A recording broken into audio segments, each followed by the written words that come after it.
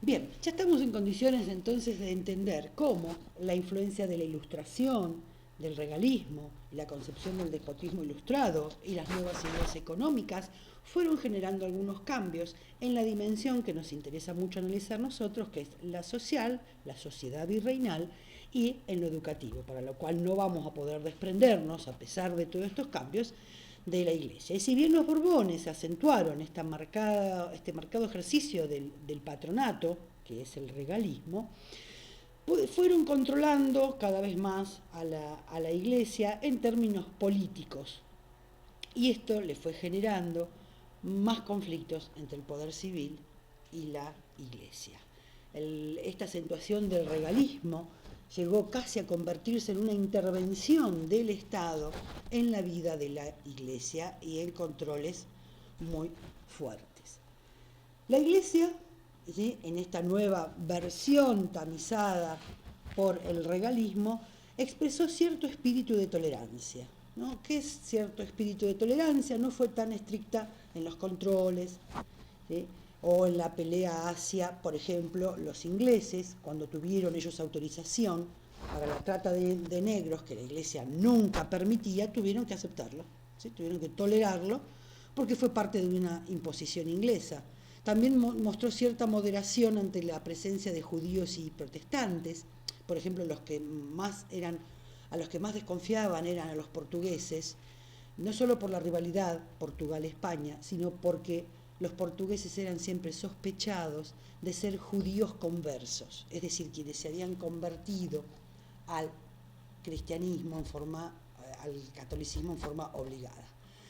Otra, otra expresión de la tolerancia tiene que ver con el Tribunal de la Inquisición, con sede en Lima, que ya no tenía tanta intervención ni hacía procesos judiciales en el Río de la Plata, eso ya está en decadencia, a la vez que había cierto licenciamiento, es decir, ciertas libertades que se daban en la vida civil y en las costumbres.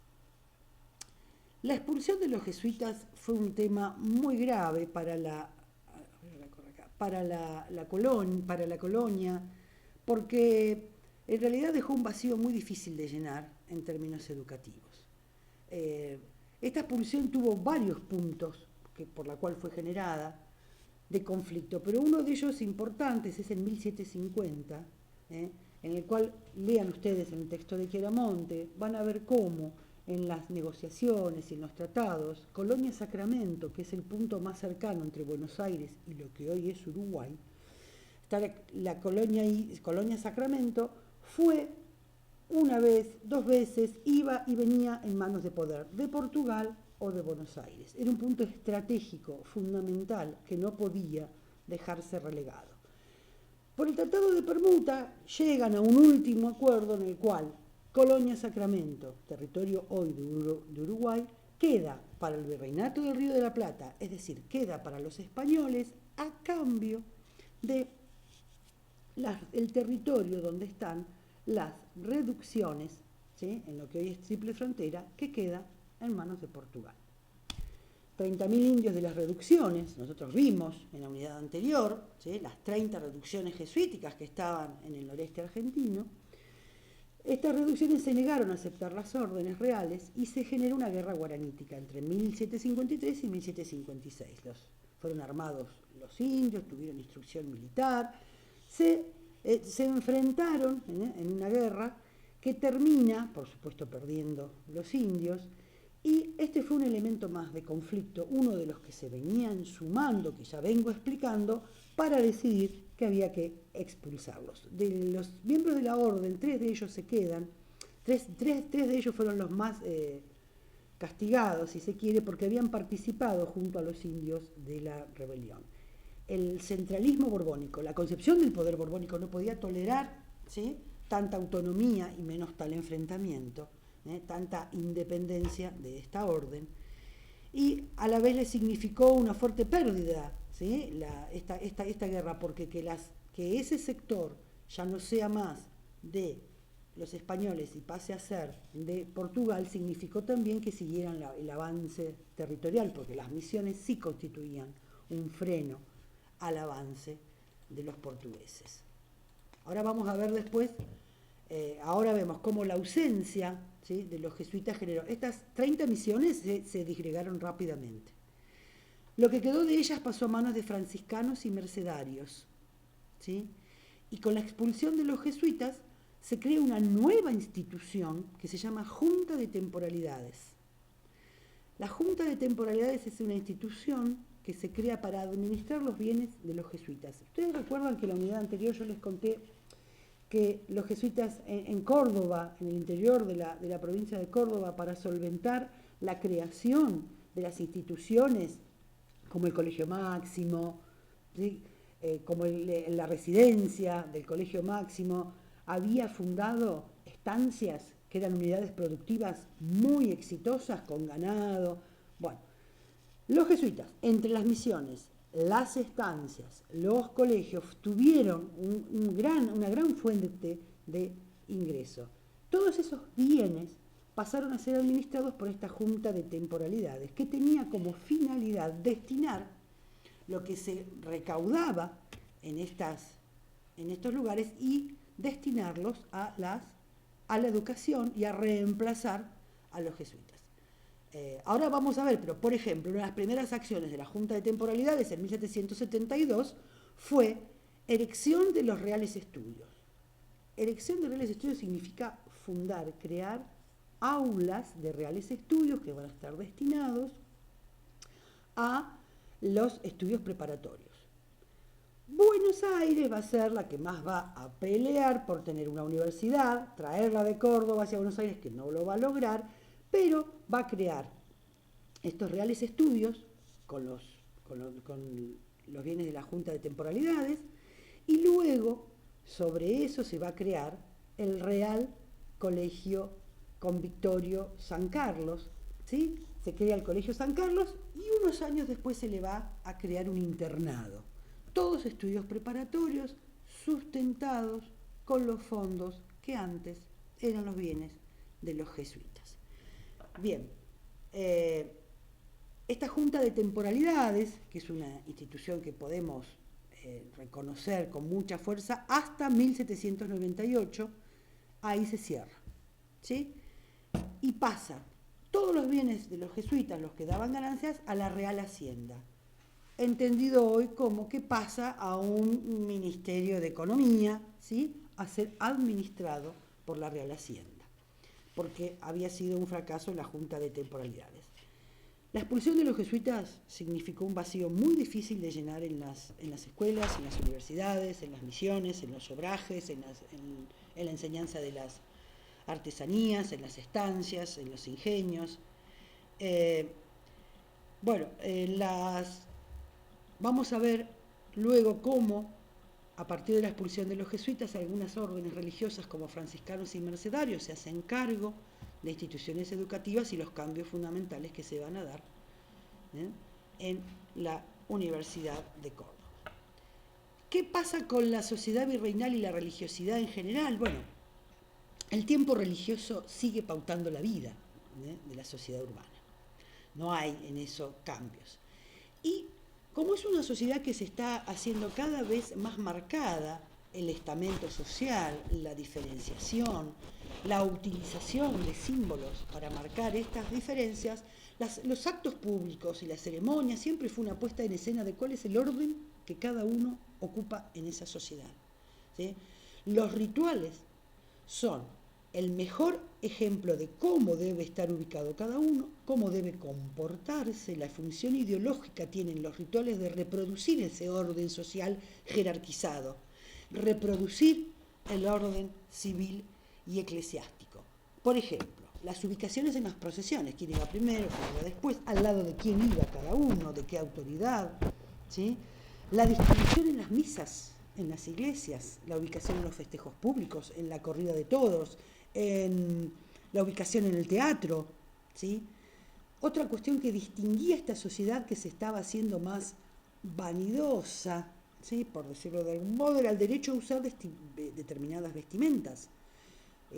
No todos los sectores sociales podían vestirse de la misma manera, no era lo mismo una dama blanca que una señora mulata, que un servicio, sino se distinguía claramente el tipo de vestimenta, había formas de tratamiento diferenciados según en qué condición social, cómo estuviera ubicado cada uno en esta escala social, debía saludar a una autoridad, ya sea inclinándose, arrodillándose.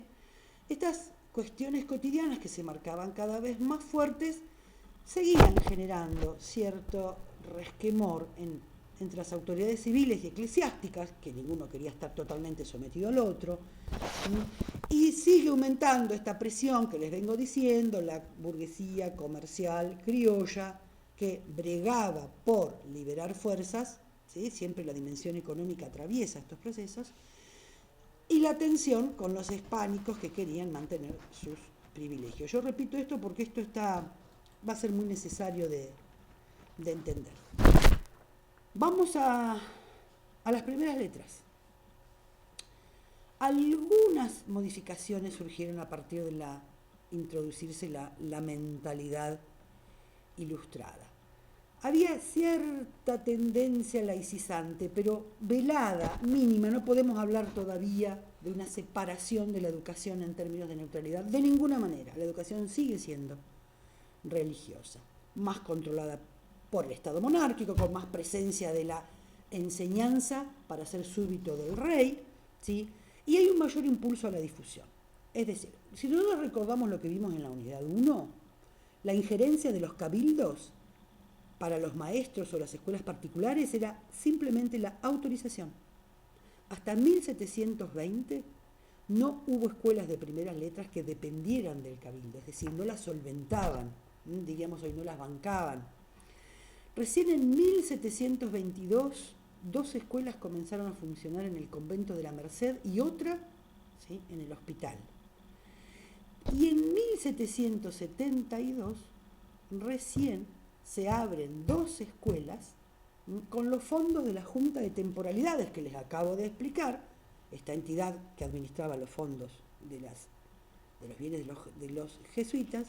Entonces, esto de abrir escuelas fue algo muy paulatino, fíjense que empieza a haber una injerencia estatal, una injerencia de lo público, ¿sí? En un convento, en una escuela y en un hospital. Luego se van con fondos que destina la Junta de Temporalidades, se abren 2 escuelas que luego quedarán integradas a la fundación del Colegio San Carlos. Y estas iniciativas se expresaron en que estas escuelas, que en un primer momento las solventaba la Junta de Temporalidades, y luego cuando la Junta de Temporalidades cierra, pasan a ser solventadas por el Cabildo, a depender de ellas, se llamaron, miren el nombre que es significativo, Escuelas del Rey. ¿Sí? En estas escuelas del rey eran para varones, ¿sí? Y empezaron a preocuparse cómo abrir algunas más, pero cómo sustentarlas, ¿no? Entonces se abrieron 3 panaderías en 1804. Este ejemplo es muy interesante, ¿no? Hoy estaría analizado en los términos de la conjunción de la iniciativa pública y privada. Miren, en 1804 instalan 3 panaderías para que con lo obtenido se sostengan a 3 escuelas de primeras letras.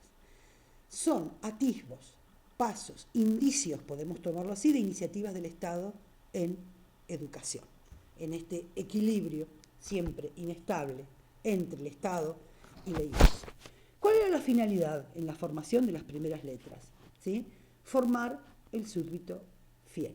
La presencia acá de la importancia del rey, de la monarquía, era fundamental. Si vimos que 2 siglos atrás formar al fiel creyente era de principal importancia en aquella mentalidad de los Austrias de un Felipe II, para la etapa de 1770, 1780, dentro del marco de las reformas borbónicas y del despotismo ilustrado y del regalismo, la finalidad prioritaria es formar al súbdito fiel. Bien, en los estudios preparatorios, ustedes recuerdan que las primeras letras, estudios preparatorios y luego los superiores. En 1772, yo ya se las nombré, pero ahora las estamos acá ordenando. Se crean los cursos o aulas, ¿sí?, que son en realidad cátedras, del Real Colegio San Carlos.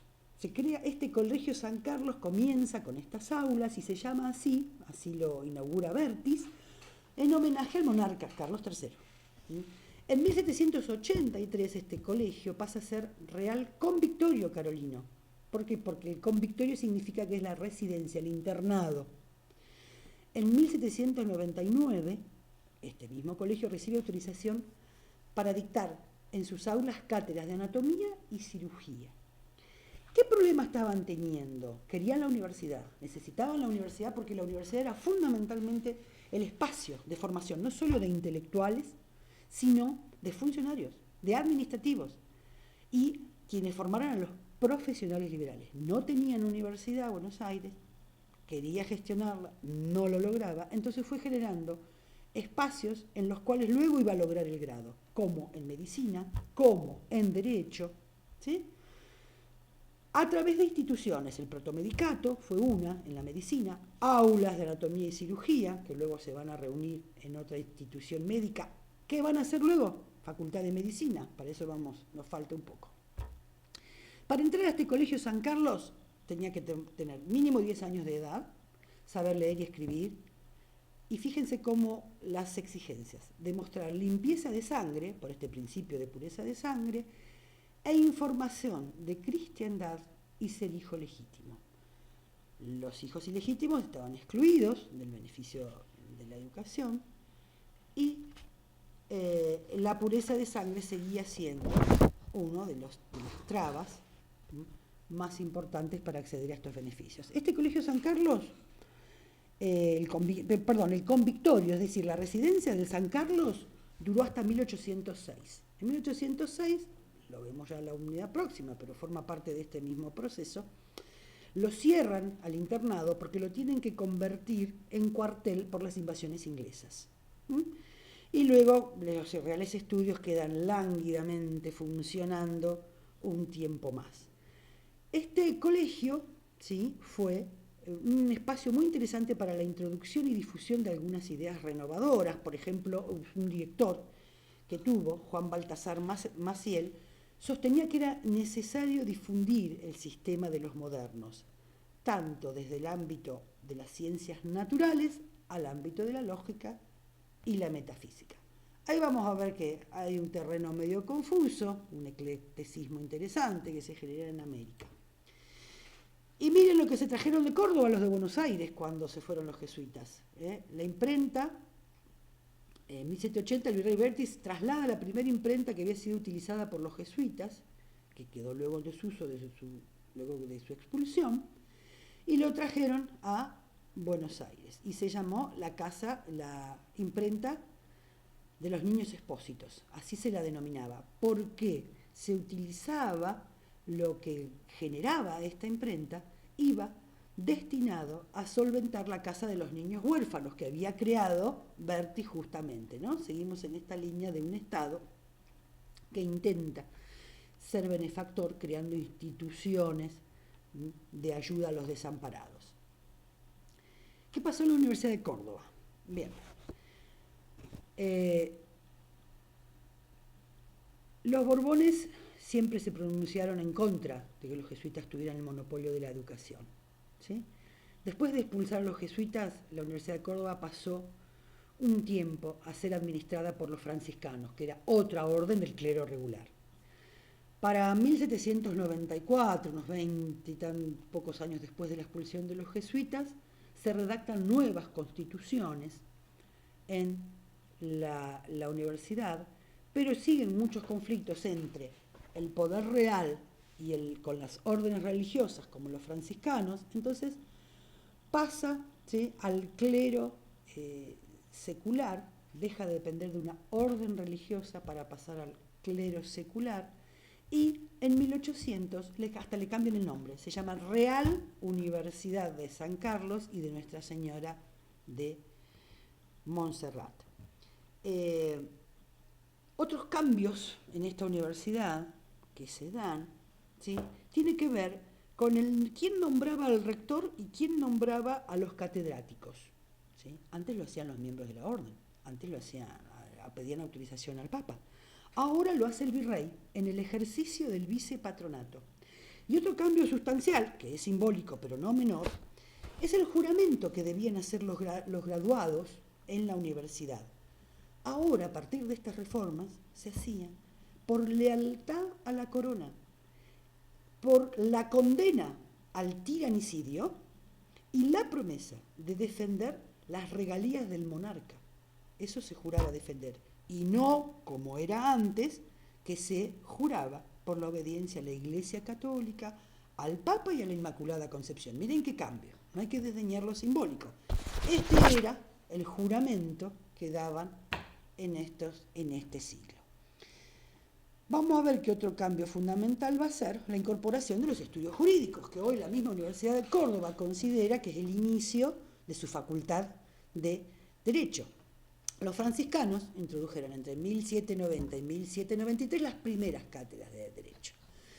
El primer curso de instituta, como se llamaba esta cátedra de Derecho, fue en 1791, que es la fecha que toman como inaugural, y luego, 2 años después, se crea una cátedra de jurisprudencia civil. Ustedes tienen un texto del cual explica, es el texto de Pinjas, los avatares y devenires de esto. Lo interesante es ver cómo, luego de la expulsión de los jesuitas, hay una renovación intelectual e ideológica, filosófica, en la universidad. Y esta renovación también contribuyó a reforzar, ¿sí?, la interpretación de origen divino de la autoridad real. Entonces, acá comienza a haber un equilibrio inestable entre este despotismo ilustrado y la ilustración que paulatinamente va siendo puerta de entrada de ideas que van a socavar esta fuerte idea del poder real. ¿Sí?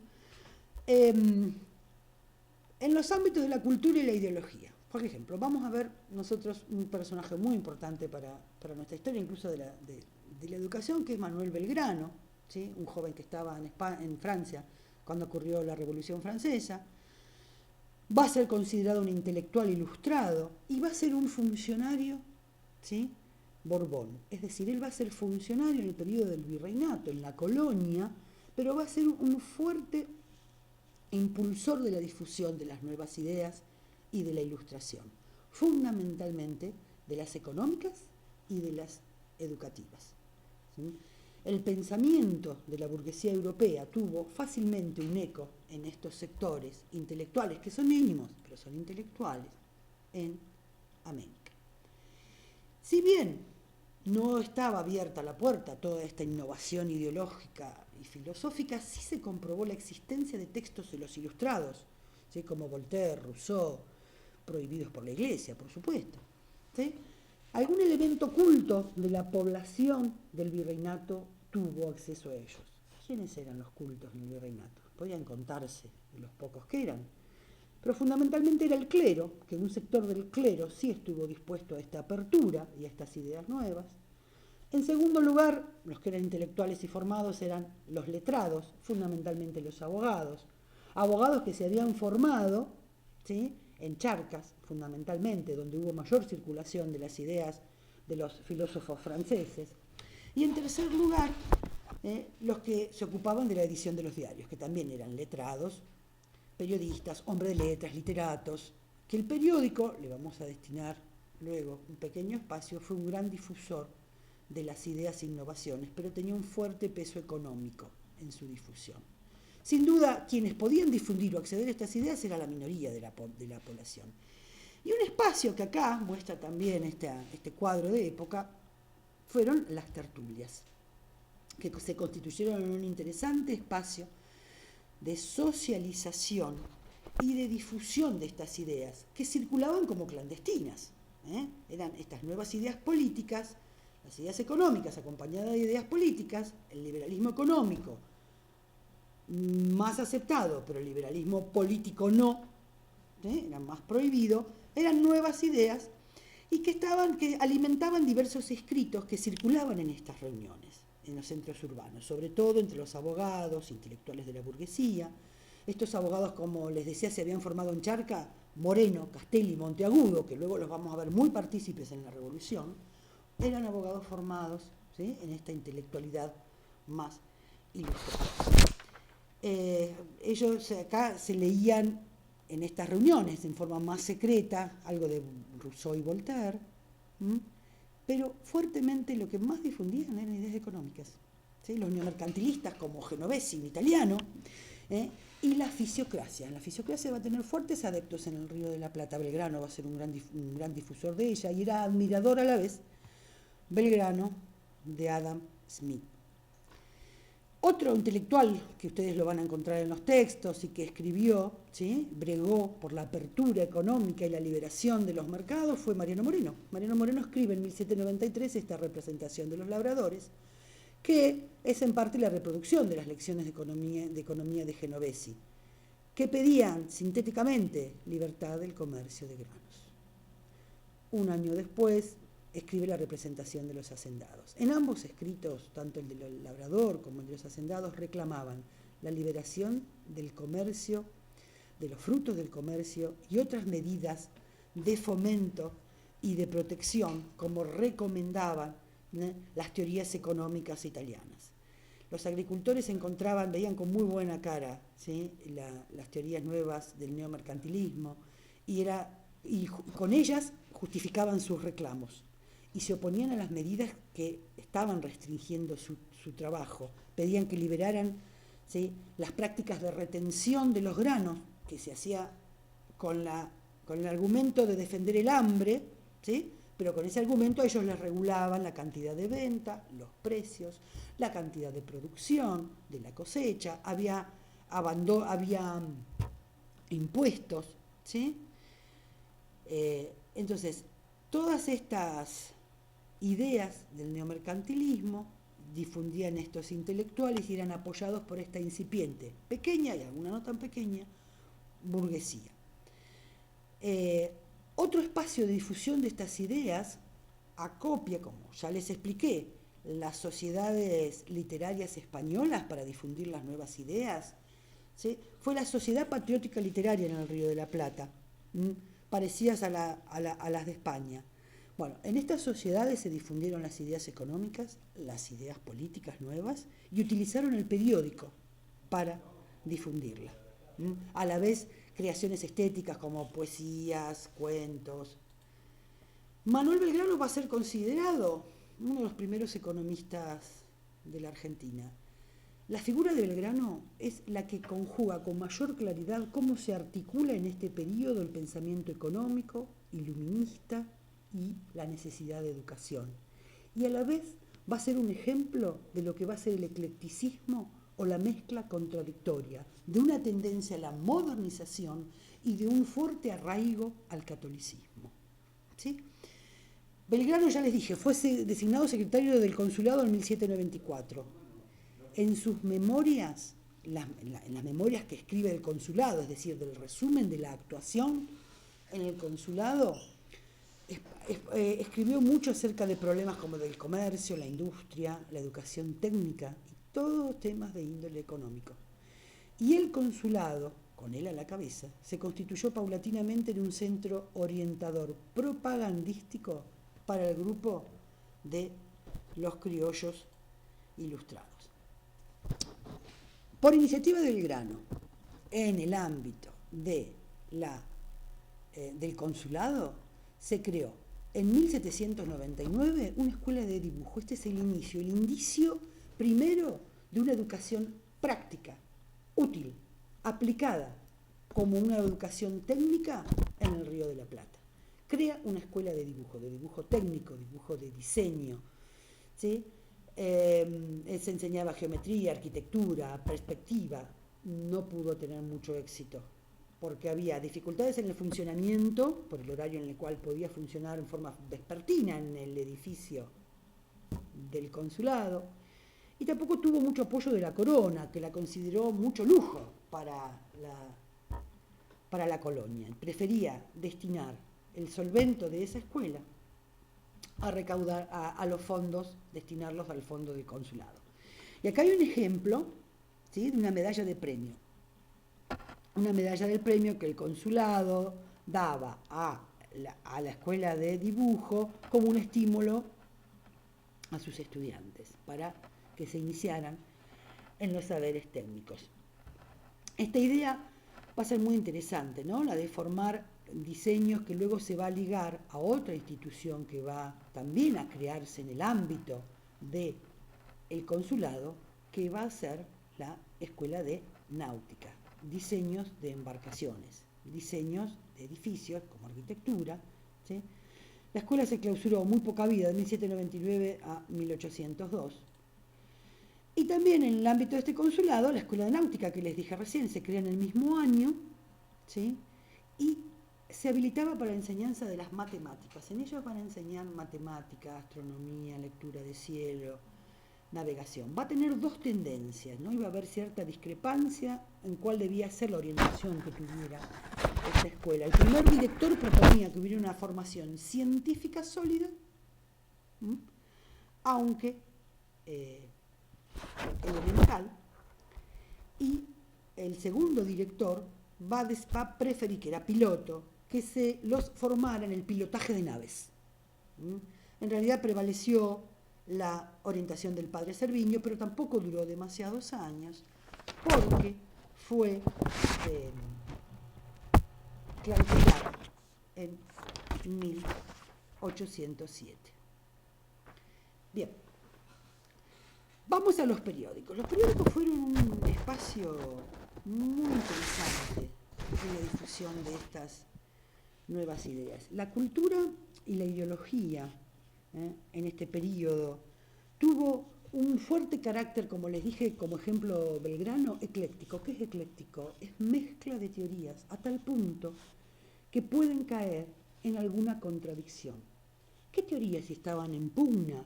Las teorías del iluminismo, las teorías del liberalismo político, Hobbes, Locke, Rousseau, igualdad por naturaleza, reclamar al soberano el poder, que estaban en contraposición con la antigua, pero muy sólida y fuerte, tradición monárquica católica.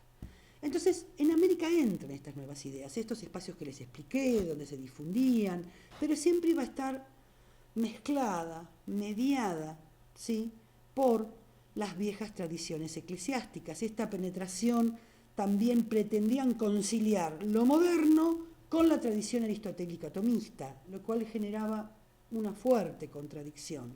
Entonces, se puede afirmar, y así lo dicen muchos autores, que en América la ilustración tiene un carácter limitado, ¿sí? No es igual al pensamiento ilustrado inglés, el pensamiento ilustrado francés, pero es comprensible porque hay una fuerte tradición monárquico-católica en América que hacía de freno. ¿Cuál era la limitación del pensamiento ilustrado en los términos religiosos? Fundamentalmente, la autoridad. ¿Cuál es el principio de autoridad en una sociedad religiosa? ¿Sí? Lo sagrado, los libros sagrados, la verdad revelada.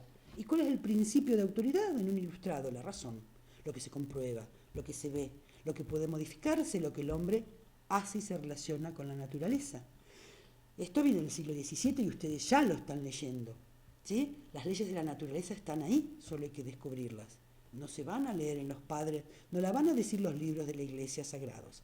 Este principio de autoridad choca, porque, por ejemplo, el Real Colegio San Carlos se enseñaba todavía latín, teología moral y filosofía según el modelo antiguo del trivium, que era log, trivium y quadrivium, ¿sí?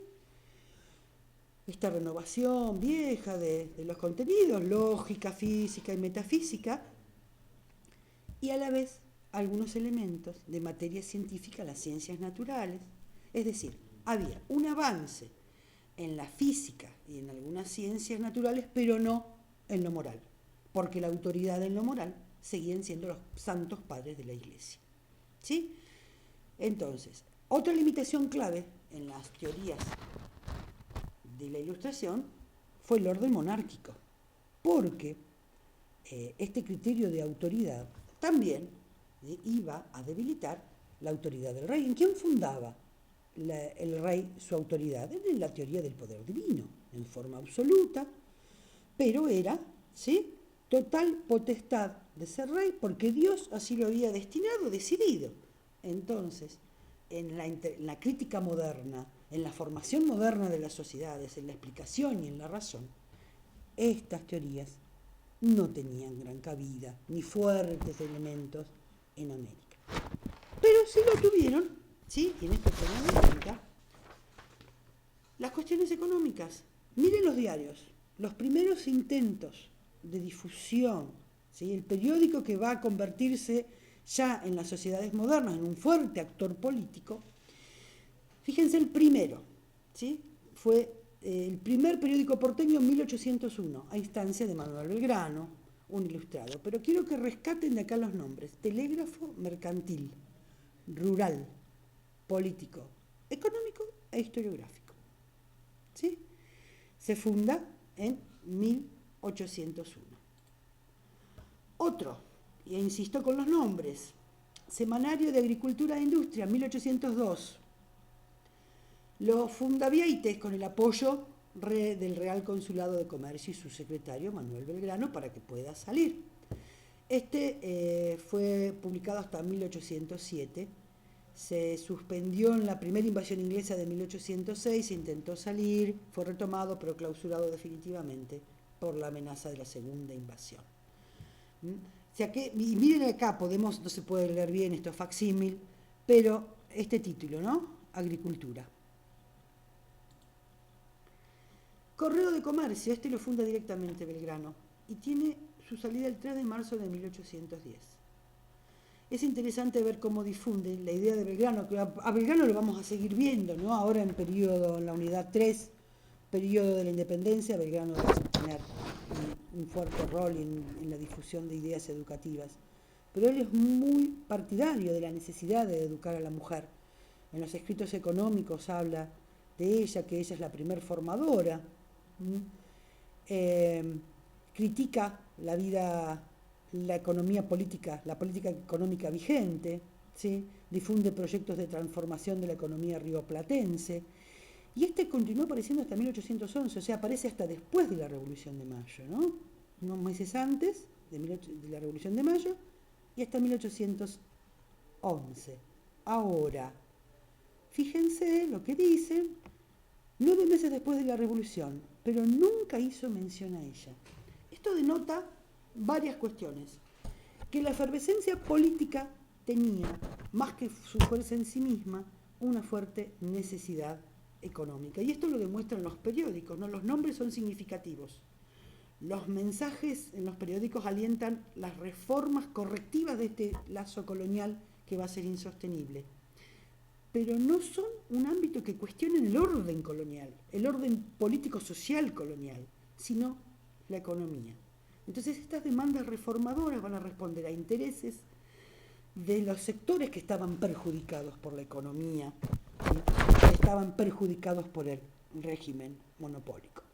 Entonces, ilustración, liberalismo económico, regalismo, reformas borbónicas para América, son los conceptos mayores que tenemos que tener en cuenta para analizar esta parte de la segunda unidad y poder explicar en ellas, a través de estos 4 ejes conceptuales centrales, cómo se conforma este proyecto sociopolítico educativo, cuáles son sus necesidades, aspiraciones y cambios en este siglo de reforma, que es el siglo XVIII, para América. Fíjense en la bibliografía en la plataforma, en la PEDCO, que hay un esquema de Borbones, se llama así, que son una serie de muy pocas y sintéticas diapositivas en PowerPoint, que está conceptualmente sintetizado, teórico, pero es como una síntesis de los titulares que ustedes tienen que estudiar. Sirve como revisión y síntesis, no para estudiar de memoria lo que dicen esos powers, ni para repetir los teóricos. Recuerden siempre que la elaboración del pensamiento se hace con la lectura y la reflexión sobre lo que se lee, no con la repetición de lo que otro pensó. Y en eso es que van a poder ir poniéndose mucho más prácticos en la expresión luego para evaluaciones o para comprensión o para crítica de la realidad de un pensamiento crítico histórico. Nos vemos en la unidad 3.